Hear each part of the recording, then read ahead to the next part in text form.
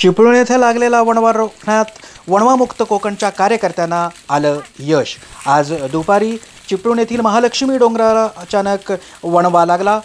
हा वणवा चिपळूण बायपास पाचपांडव भागापर्यंत पसरला आणि ही बाब वणवामुक्त कोकणच्या कार्यकर्त्यांच्या लक्षात आल्यानंतर तातडीनं 15 ते 20 कार्यकर्ते या भागाकडे धावत गेले आणि या भयानक लागलेल्या वणव्याला काबूमध्ये आणण्याचं जिकिरीचं काम या वणवामुक्त कोकण चिपळूणच्या कार्यकर्त्यांनी झपाट्यानं सुरू केलं।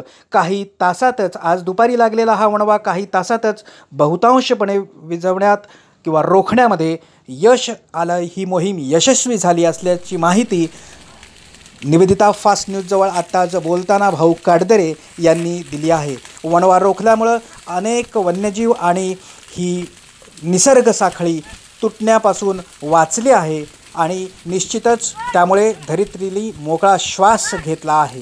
वणवामुक्त कोकणच्या कार्यकर्त्यांचे निश्चितच सर्व स्तरातून अभिनंदन होत आहे। Nivedita fast news Chiplun.